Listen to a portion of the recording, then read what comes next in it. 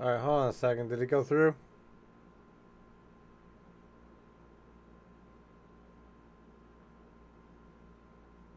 Hold on. I think we got it to work. It's working.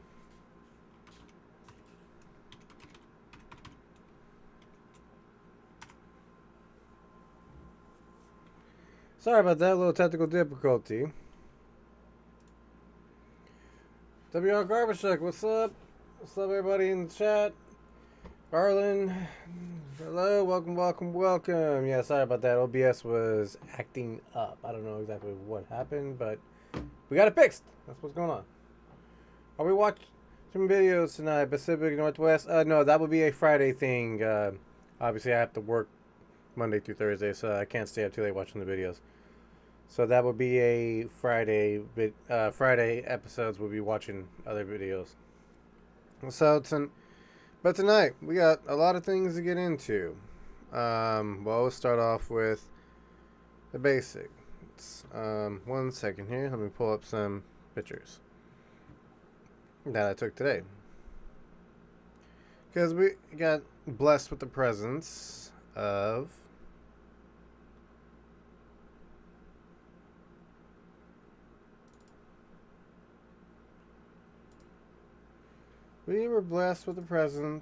our little mini AMRAP today.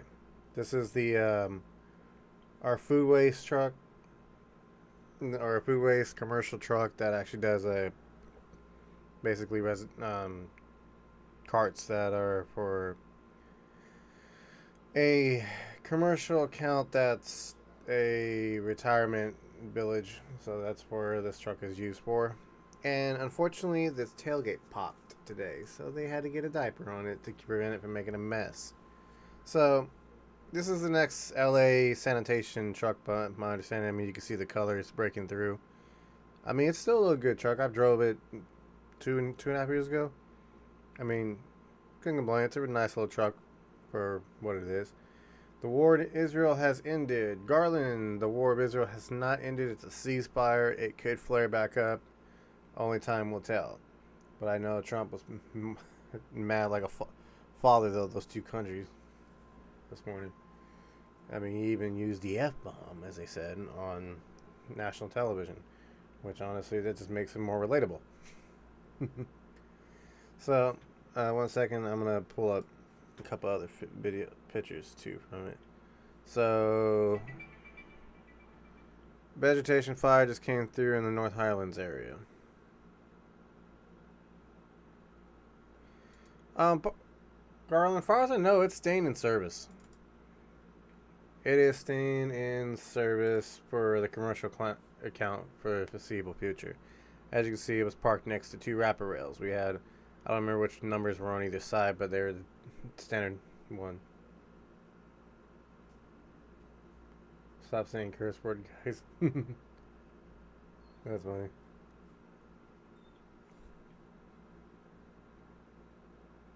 So, what do we got going on today? So this is basically what I did see today, and I think I have something else too. I might have shot. Well, I'm gonna show you guys another picture of something else I saw today. I saw this today on the way home.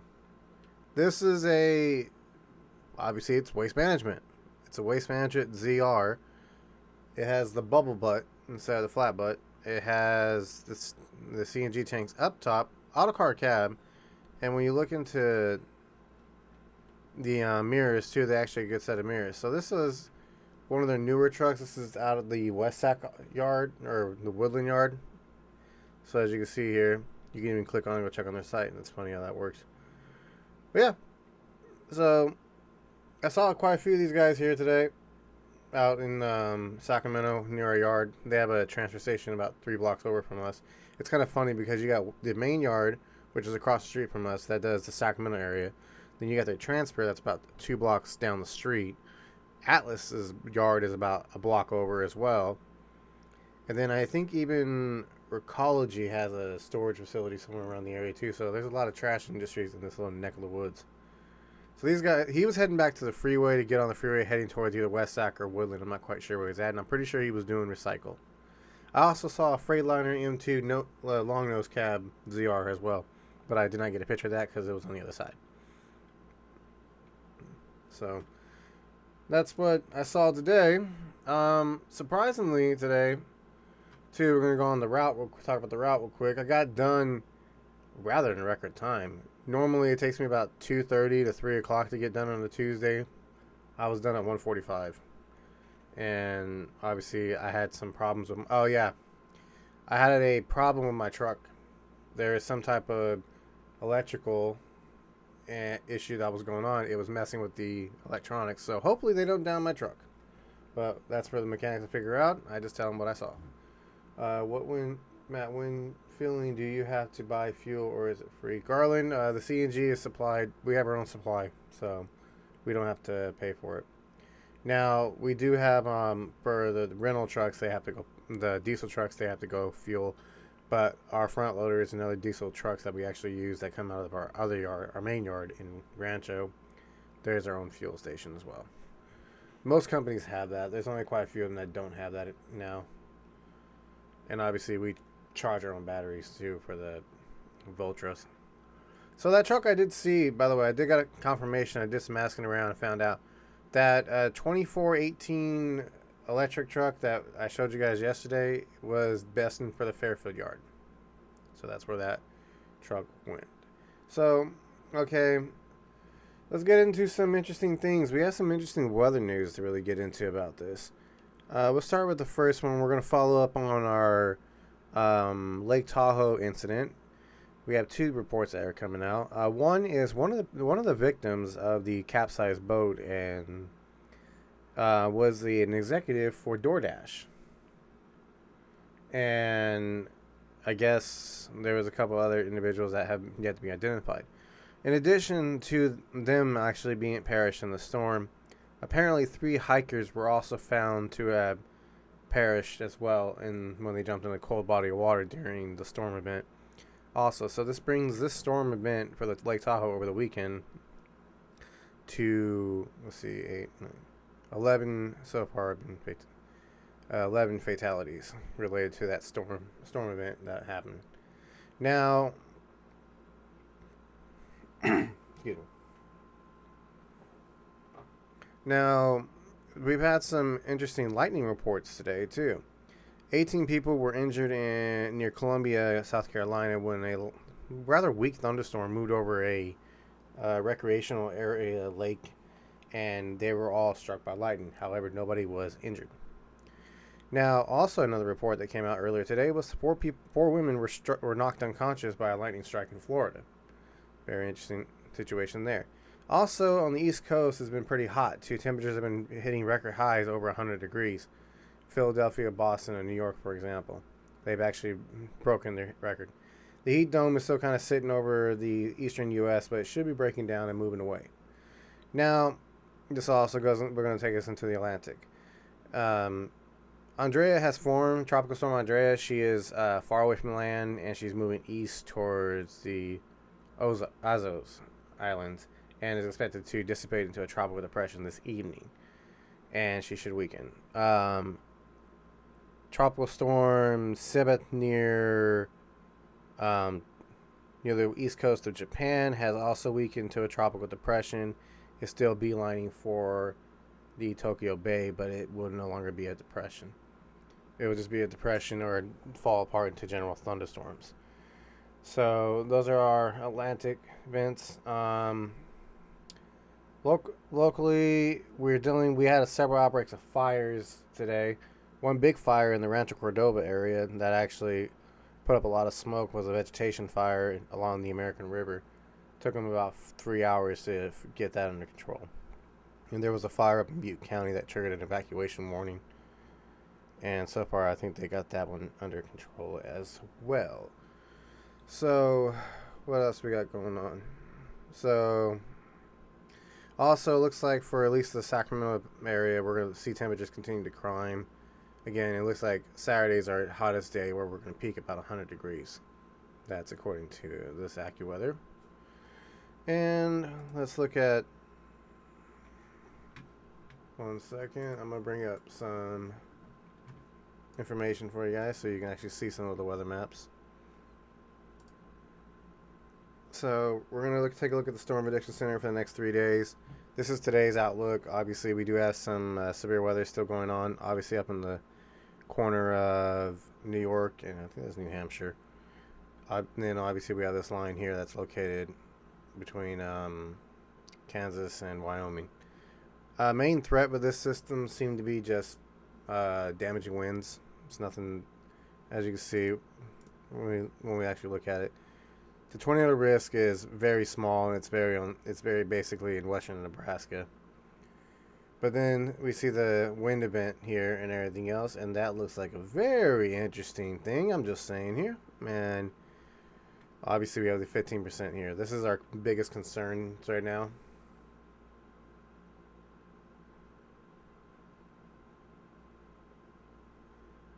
Garland, that's just how they do it. It's just a hard number. So once the storm hits 75, it classifies as a hurricane, and that's usually done by It's usually done by observations, and it's different than when you see on Doppler radar on the well, at least on the mainland. Then also we have this hail risk going back to what we're talking about today. Was a 15% here, so this is hail that's going to be bigger than an inch, probably to 2 inches size hail. So that's basically what we got going on today. Obviously, some also scattered thunderstorms and along the Florida Keys, again, something that's not new. Going into Wednesday, now this is where it gets a little interesting. Again, we're going with the same pattern. Everything east of the Rockies are going to have basically chance for thunderstorms. Some stronger cells are possible in this marginal area, and that sits along the wind threat, basically. So we can see winds that may gust over 60 to 70 miles an hour in this area.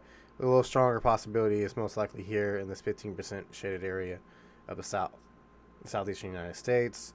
Tornado risks, we have a very low tornado risk around Iowa. And then the hail risk, there's a as you see, very low, 5%, as you can see. So this is kind of what we're looking at. But then now going into Thursday, we carry that same stronger storm activity possibility in the southeast, again in the upper Midwest, and even into Montana, with general scattered thunderstorms looking like they're going to be everything east of the Rockies. Again, looks like upper New England may actually get a break from them. And these temperatures today have been in the hundreds in eastern the United States. But now we're going to talk about, this is a 4-day outlook, and it looks like the Dakotas are going to be seeing a possibility for severe weather.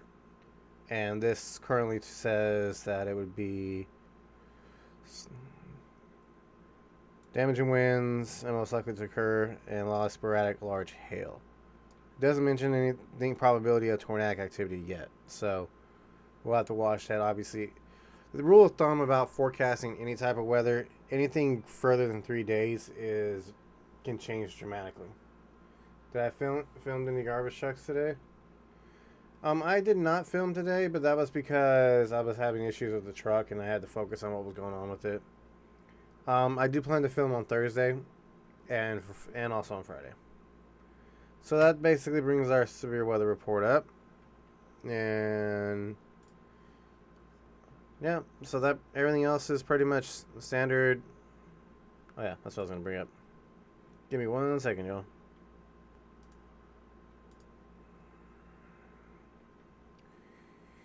One moment.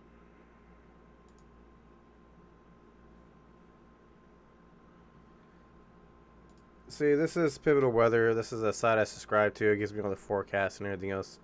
These guys are based out of the Oklahoma University. And these guys are pretty good at giving their forecasts. As you can see, a lot of hot temperatures in the eastern United States. And currently, we're looking at not too bad temperatures in the west right now. Current temperature right now is 77 degrees here in the studio office.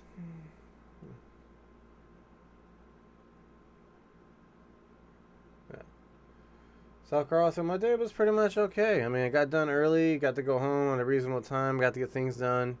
So, yeah, can't complain. How was your day? Anybody got anything good that happened today?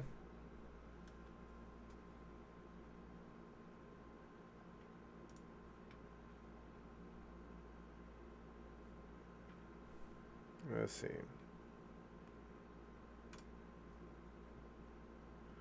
Oh, you guys, I got a camera view of that fire from Rancho I can grab.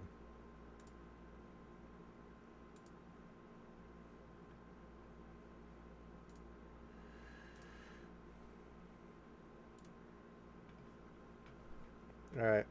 Let's show crossing field and MRAP today. Found 2 MRAPs today for WRS Field 1. Nice. Do they have any updates on the Air India crash? Garland, no. I haven't seen anything as the Air India crash yet.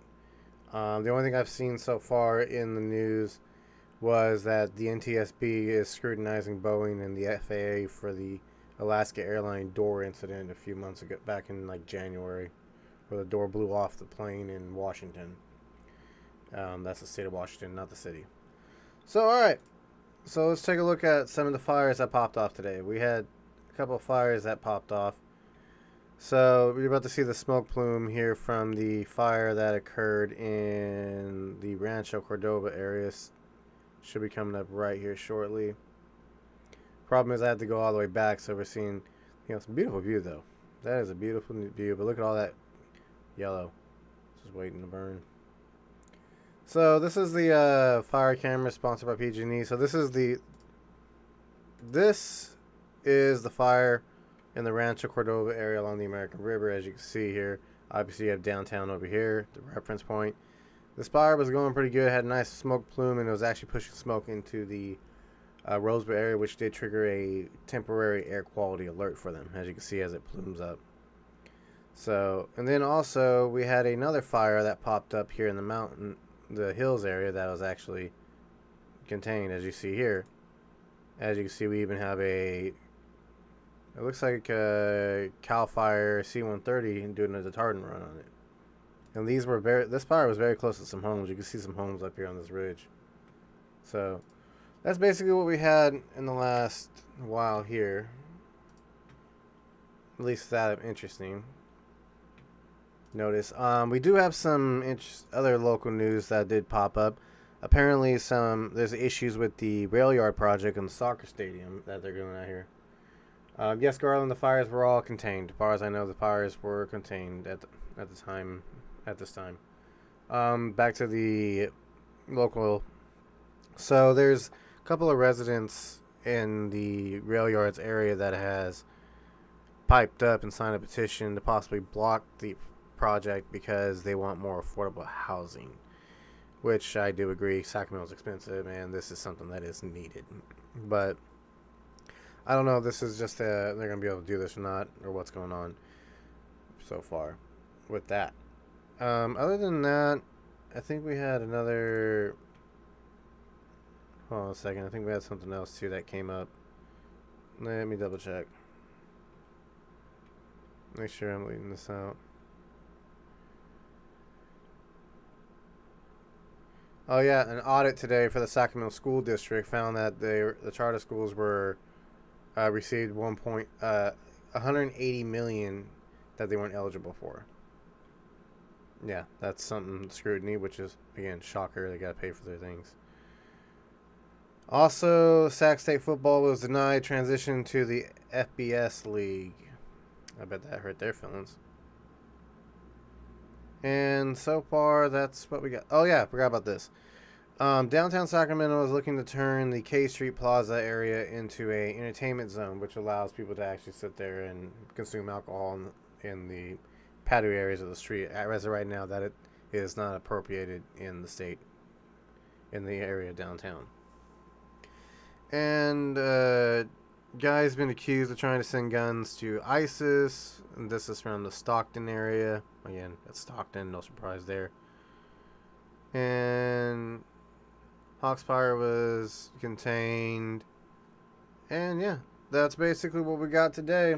On at least weather and news-wise, I've seen anything.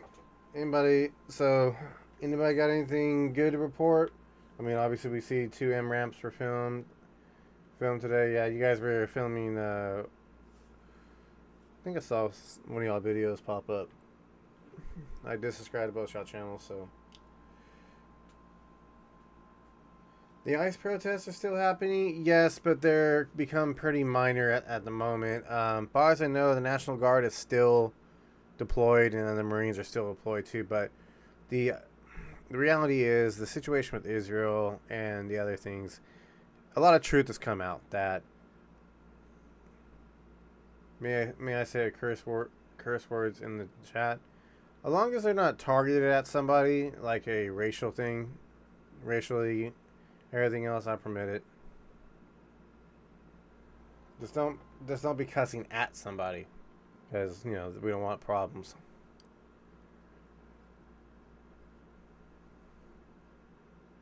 Do you know about the ICE immigration? Yeah, I'm aware of it. I haven't seen a lot of information. It's actually one of my coworkers got caught up in it. So yeah, I know they're not doing. There's a lot of things that are questionable at best. But I do know that the entire city of Los Angeles is not burning down. That's for sure.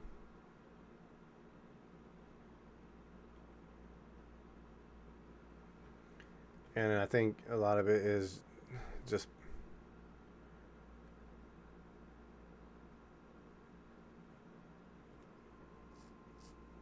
yeah. The whole ICE situation is there's two fronts to it, and we got to break it down. One is there is the legitimate operations that they are doing, and then there's isn't working now deported. I would neither confirm nor deny that, Garland. I am not going to disclose it. That's his business, not mine. Yeah, that was crazy about the fires that happened. Yeah, that was very unfortunate about those fires, and I know you guys are down there. And I'm gonna be honest, from a person that's been in the emergency services, that was 100% preventable. They had opted a warning, but they chose to neglect it, and that's what happened. So this is the problem with California politics right now, and everything else is the California politics are so emotional that they're neglecting the infrastructure, they're neglecting basically the forest. A lot of neglect is happening, and the same thing with the people, because is right now California is so concerned about Trump and the situation before this ice thing popped off but then we go back the last 4 years, and we go back the last 10 years. California has not been addressing the legitimate problems, like again, overgrowth and vegetation, the infrastructure, getting the homes expanding faster than the infrastructure can keep up with. And a lot of the infrastructure was built back in the 60s and the 50s, the 1960s, 1950s. So there is a lot of that going around where a lot of the infrastructure just can't keep up with the load right now. And we need to spend money to fix that. But the problem is you got all these groups that don't want us to spend the money to fix it. They want us to spend money on other projects that really don't help the community at all. It just services to their political base. And that's on all political sides. So that's kind of where we're at right now with California politics, unfortunately. It's like I don't know. I can't speak on anything else. I'm just a trash driver, but I see it all the time. I mean, it affects me, unfortunately. And so, yeah, I mean, like, let's be honest. Los Angeles, Santa Rosa, Paradise, Redding. I mean, do we got to go on about that? It's like you didn't, like they didn't know this was going to happen. There were reports, warnings a decade ago about the potential firestorm in Los Angeles. And again, short-sighted politics didn't take it seriously. And now, unfortunately, a lot of people lost their homes, people lost their lives, and a lot of people lost everything. And it's just so frustrating to see that. Because because a lot of those people don't like, yes, a lot of the celebrities and everything else that burned up in Palisades, no problem, but Alatolia, I think if I'm not saying it right. That area was working class. Most of those people didn't. Those are generational homes. Those are people that you know can't just magically get have the money to see all that and everything else. And it's so sad. And you know, and this also goes into the issues of first responders that are facing today. The situation is first responders, like for example, firefighters. Firefighters are being called upon to do so much more because uh, just the dynamic of the situation that's becoming a problem right now. Like normally, as a firefighter, you would need you're just a fire. Hey, you'd be have your firefighter one and emergency medical responder. That's how that was maybe 20 years ago. Now you have to have basically for to get any of these jobs, you have to be a firefighter one or firefighter two, and then you have to be a paramedic. So you eliminate a significant application pool because of the requirements of that job.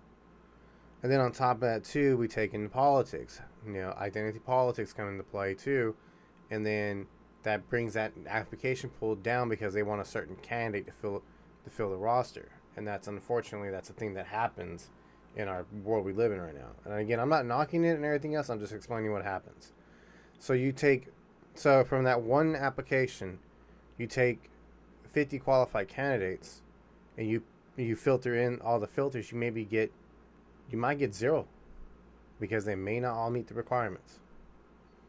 Now, like Sacramento's Metro Fire District has gotten smart about it. They started hiring EMTs and basic role EMTs who can respond to the non-emergency medical responses, like significant medical responses, basic BLS, life support, or basic life support. And then there's the paramedics can be responding to the advanced life support or ALS rigs and everything else. And the same thing can be done with the fire departments. The fire departments can become more to allow just certain, because I mean, let's be honest. You got in a city rig, you have four firefighters, sometimes up to six firefighters, depending on what city it is and what. Not every single person needs to be a paramedic. A paramedic can deal with the patient at hand while the EMTs are assisting them, and then the other firefighters could be helping with carrying the stretcher or doing whatever else they need to do. They don't need to be full like this, and this is something that can bring down the qualification. I won't say bring down the qualification, but it brings down the where you can get more bodies in quicker and more hands on the job. They can, and it's just again the same problem goes into this thing.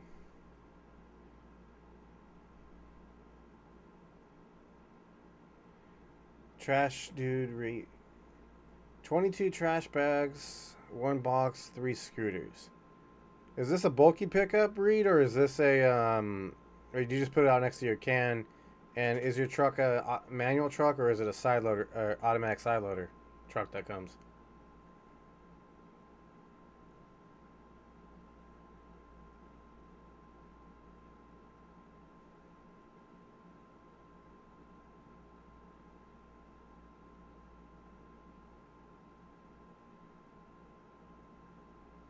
Give them a second to respond.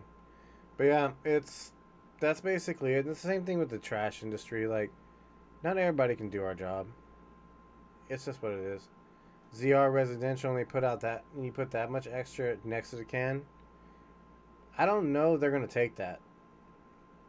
I mean, unless I had like a order to take that, and it depends on your actual area's contract or individual, or also the driver if they want to take time to do it. So I don't know if they'll take that or not. I mean, if it's our area, I'll tell you no. They would tell you to get a bulky truck out there, pick up for that. But you're not. I don't think you're in this area.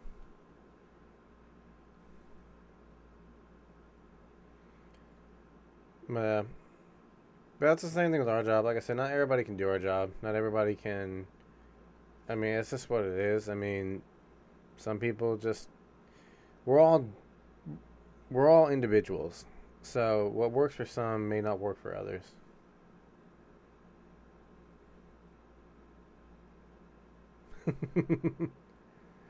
Well, good luck to you. Let me know. Let me know tomorrow how it goes, because I'm quite curious. But yeah, like I said, even the trash industry, and it's just for individuals. So you got some people that might or might not be able to do this. And I don't get enough. I don't get enough for this. Yeah, there's a lot of people that do that. South Carlson. There's a lot of people that think that way, and I mean, it is. That's like my biggest frustration in the trash industry is the drivers that shouldn't be here. Yes, we'll be streaming tomorrow as well, Reed.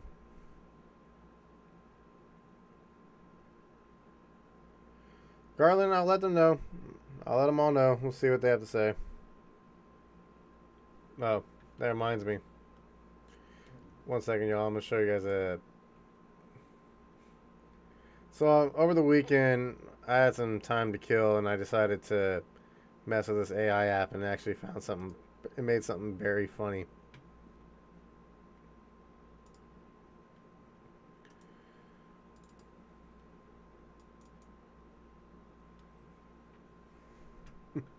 Hey, check this out. So this is Grand Theft Auto versions of Harry and myself.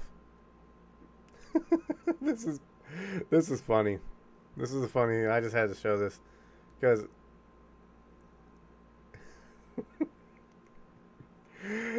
doesn't Harry looks legitimately like a GTA character. I look like Jimmy if he just became a truck driver.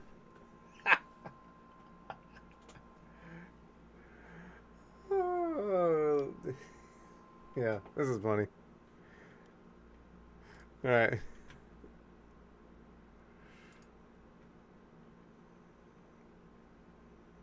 Oh yeah. What else do we have? Oh, got a question for you guys.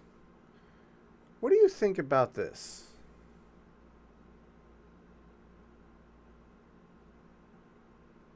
Back to the fun. Yeah. So, what do you guys think about this sticker here?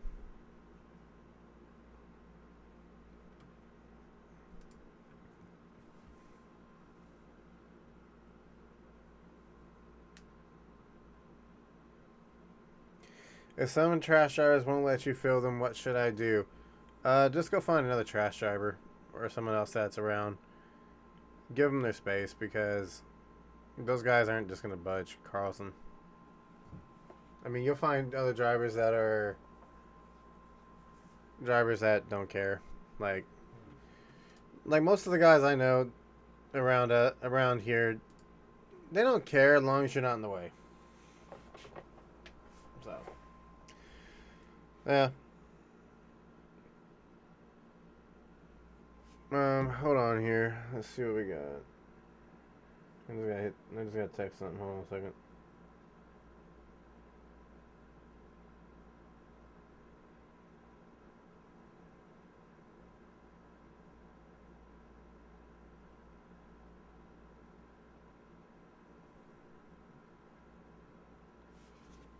Where the fuck going?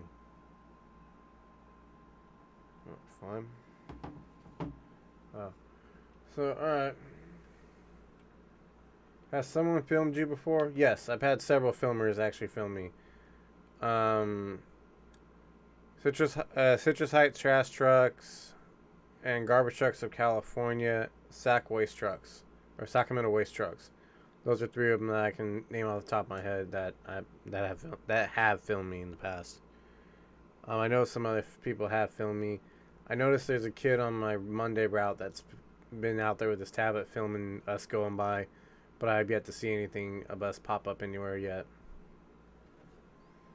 I mean, I don't mind people filming as long as you just don't be next to the claw, because that's it. Just don't. The claw. It's so basically the best positions you can be in is either in front of the truck, a little bit away from the claw.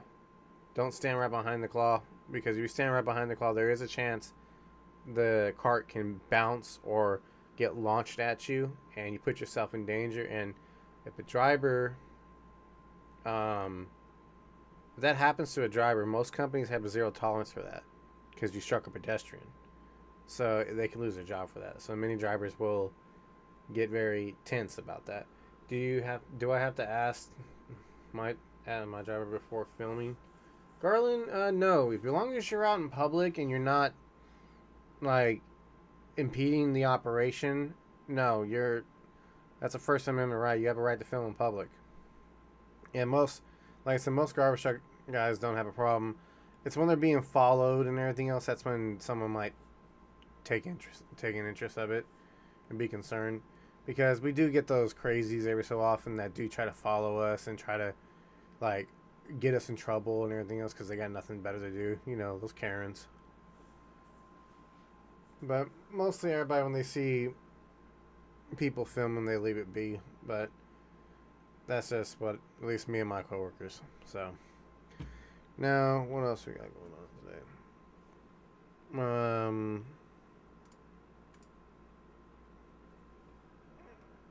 Hold on a second. Let me see what's going on with Metro Fire. Is that fire under control?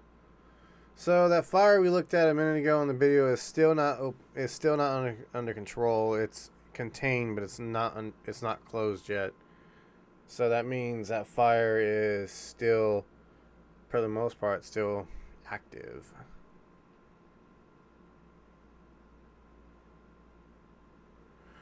Yeah, WR, you are correct. Karens are the worst. It's like, mind your business. It's like, ain't nobody bothering you. Leave us be.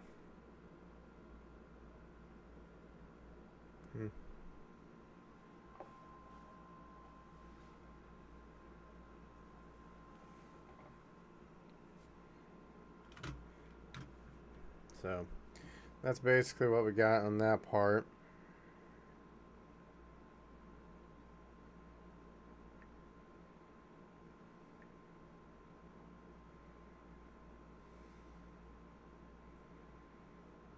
Oh, I'm seeing something here.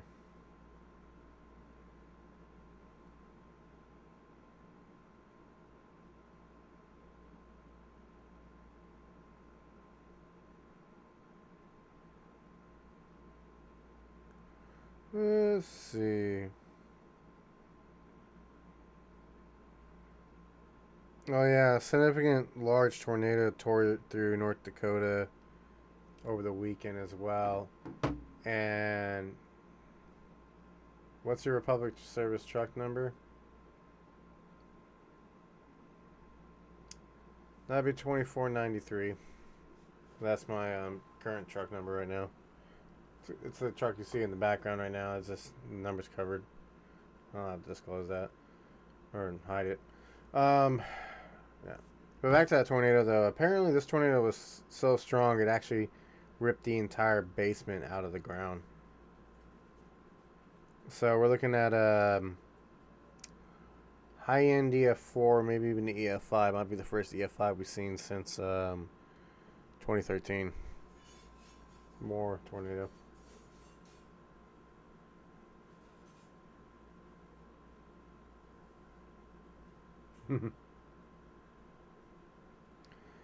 Yeah, there were a few casualties with this tornado as well. WR, yes, it is a ZR truck.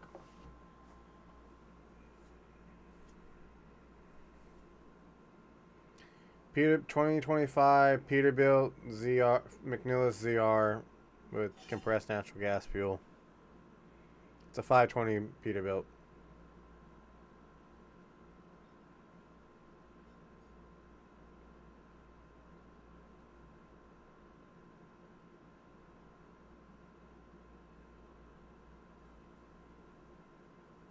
Yeah.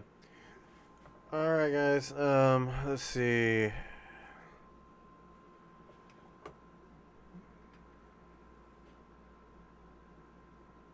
Have you driven MRAP?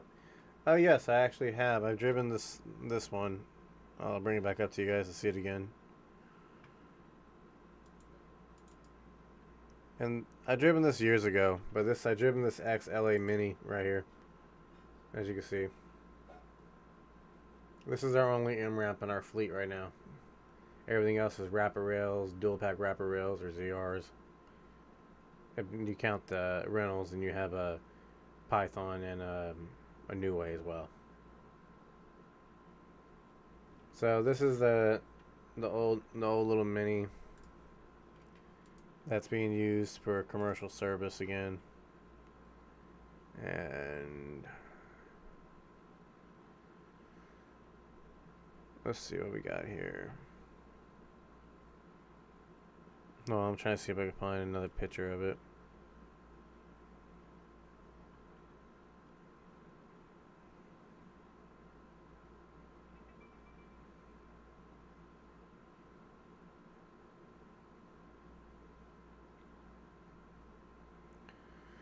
Let's see.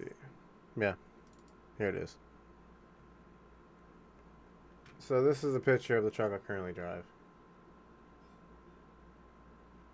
I prefer them on top because the tailgate just sticks out further, but that's just my opinion. So this is my current truck right now that I drive. So you guys can see it.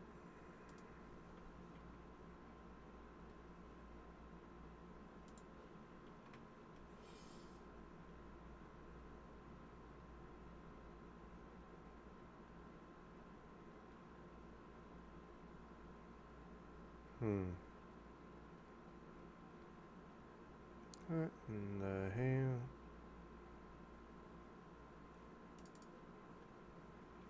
Oh yeah. By the way, this dog was living the dream back when she was alive.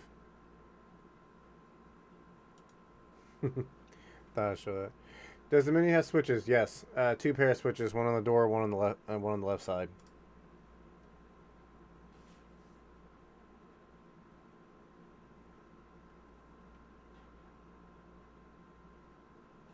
What kind of trash bin I pick up? You talking about the cart or the commodity like green waste? Yeah.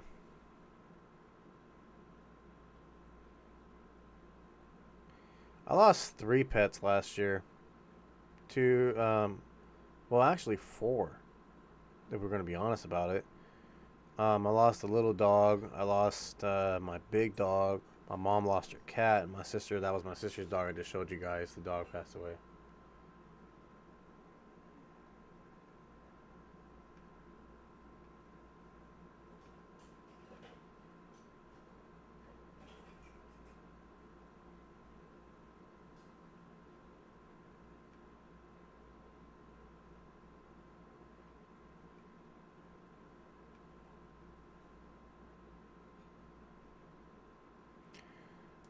I'm going to show you guys some pictures of this dog, though, just to pay some tribute to her. See, she loved to pose. This was when it was a little cold outside. She had her little gear on.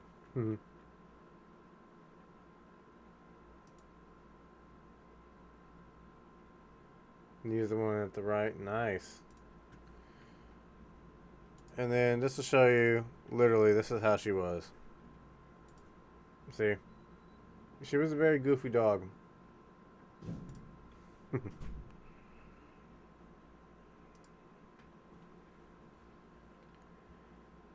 And yeah, let's see. Hold on. Let's see what I find here. Oh, while I was in Branson, Missouri, I did stop by the Titanic Museum. This is in Branson, Missouri, near the Arkansas border. It's a kind of like a theme park town, and it has a bunch of different museums and everything else. And this is actually how the museum looks on the outside. And hold on a second, I'm gonna bring up another picture. And this is the inside of the grand staircase that they have in there. And it's a very sobering museum. Let's just say it that way. And also, anybody that's familiar with the Storm Chaser community, while I was out there in Oklahoma, I stopped by and paid my respect to the Twist X team. Twist team were killed in 2013 while chasing rather the widest tornado in recorded history, the El Reno tornado of 2013. Yeah, that was another pay respect to them. And then on the way back, we ended up stopping at the Painted Desert, and this was actually pretty cool. Does Republic Services have a red colored trucks before? Actually, they do. They're in Henderson right now. Henderson has a couple of Python arms and everything else. This was actually a good view that I took of this picture. It's almost like there was like a water line right here at one point. This is in Arizona.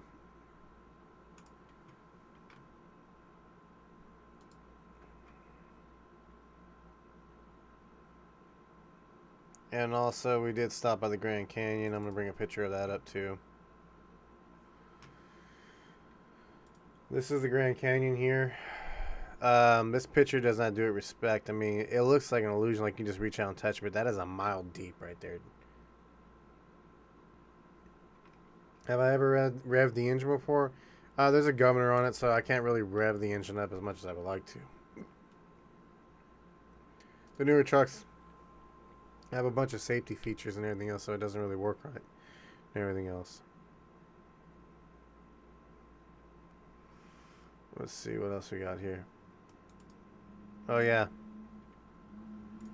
don't be this guy. Yeah, a coworker of mine sent this to me. I'm not going to play the audio because I don't want to hear it, but yeah, this dumbass drove into the damn fire hydrant. Don't be this guy.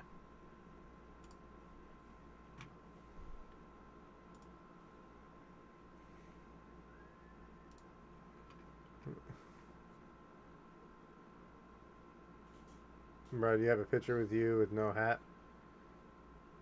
No hat on? No, I don't actually. At least nothing recent.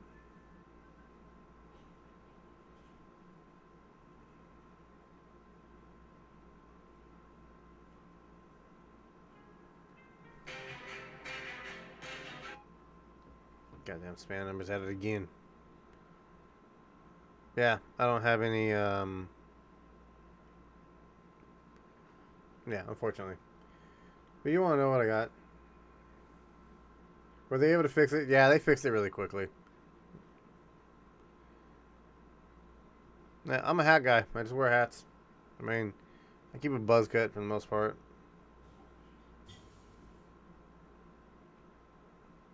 No, I'll have to share this. This is my sister's other dog, and she's adorable, as you can see.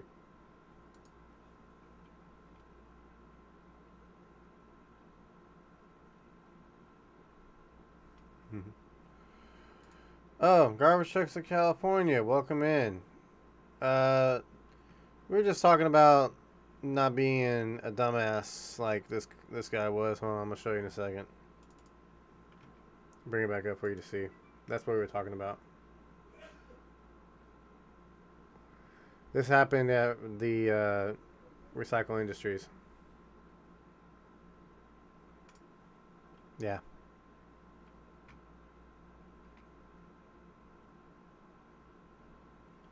What happens to forklift operator? That I don't know.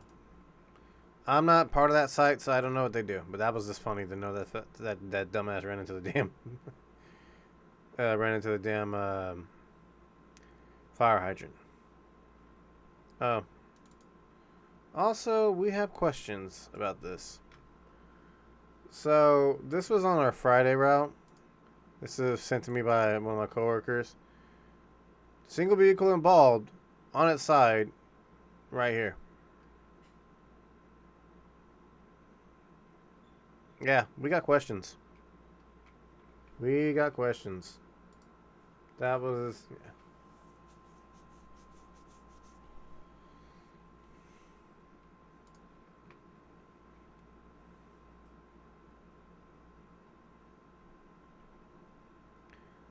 And yeah, so far that's what we got.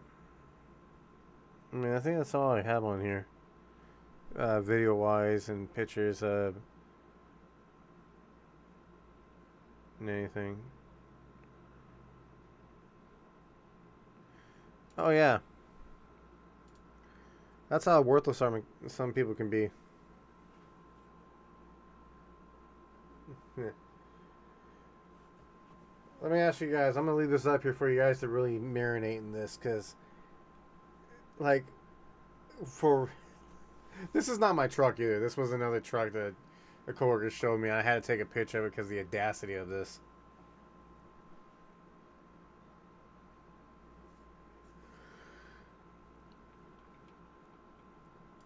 Yeah, that's basically what we. Oh my god, you you can't make that up. Of course, you would do that. I mean, it works, but yeah.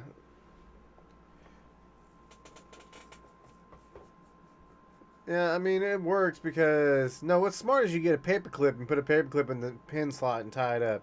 That's how a real man does it. Not that. That was just you being silly about it. So what happened is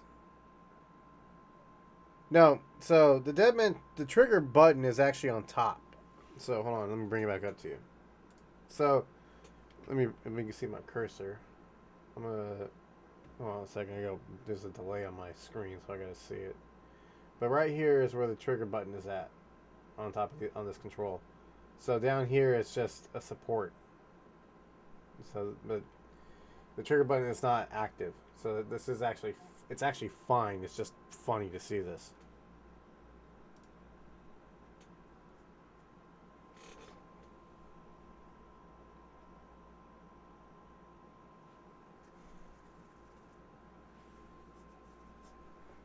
But yeah.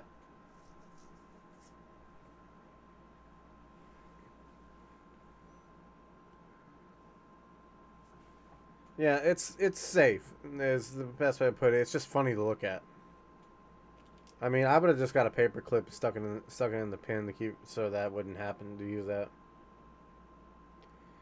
So there's a little pin that holds that deadman trigger in place. From when that pin falls out, the whole mechanism falls apart. So and for some reason the pins fall out very easily. So I guess they lost the pin, so they used duct tape.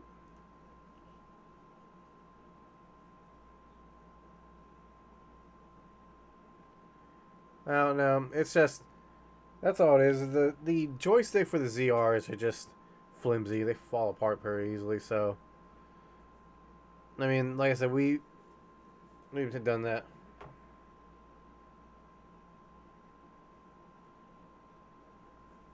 So, but yeah, other than that, it's not really much of anything else we have to discuss.